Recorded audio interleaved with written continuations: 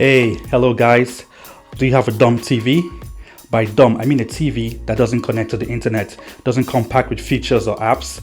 Well, today I'm going to show you how you can turn that dumb TV into a smart TV. Welcome to the show GVETech. I'm GVETech. Let's get to it.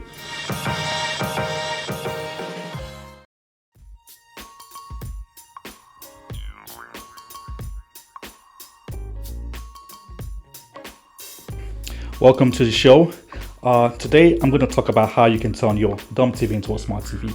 So let me define what a smart TV is. A smart TV is a television set that allows you connect to the internet, allows you watch movies online, allows you access music, listen to music, watch your photo gallery, and so on and so forth. So the typical things that you would do on a tablet, you should be able to do them on a smart TV. Now, TVs that have been made in the last 5 years usually come packed with those features, but older than 5 years, so in the last 10 years, you just have basically big screen TVs that have HDMI ports. And the HDMI port is important today because that's the port that we're going to use to make that dumb TV into a smart TV. Now, let me continue by telling you about the premise for this video. A couple of weeks ago, a close friend of mine called me and said, "Hey Veda, I'm trying to connect my phone to my TV. I'm watching a movie on my phone, but I want to watch it on my big screen TV." And the easiest solution I could tell him was for him to use an OTG cable. So what is an OTG cable? An OTG cable is a cable that it's usually like the charging cable that comes with your phone, USB cable or USB-C for modern phones.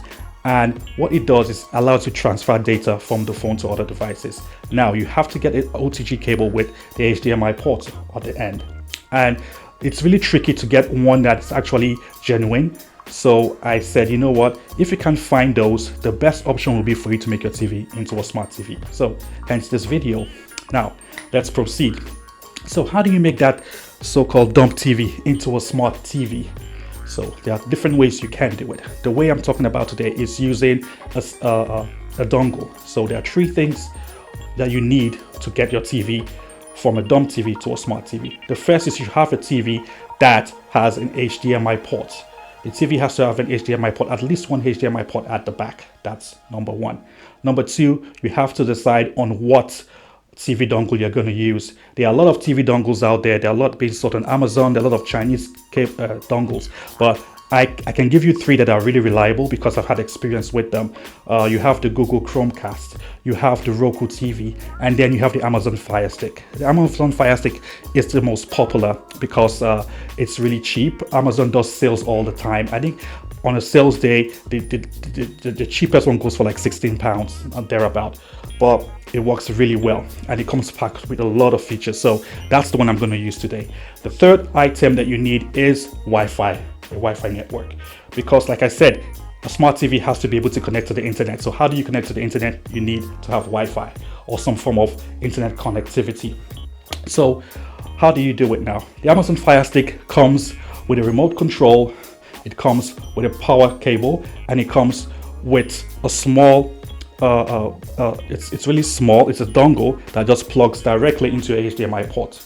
First, what you do is you connect your dongle to the HDMI port of your TV. You power up your Fire Stick, and then that's when you put on your TV. You see the menu starts up. It says Amazon Fire Stick and so on. So you go through the normal registration. If you have an Amazon account, it's pretty much easy for you to do. So you set it up. After setting it up, you have a whole lot of apps. There are a lot of free apps that you can get, and then you can start watching normal stuff. So you have the regular stuff on there. You have YouTube, you have Netflix, you have Prime, you have Hulu, you even have Apple TV. Apple TV Plus is also on there. You have Disney Plus. So the whole slew of on-demand and streaming video services are available to you. Once you connect it, you're good to go.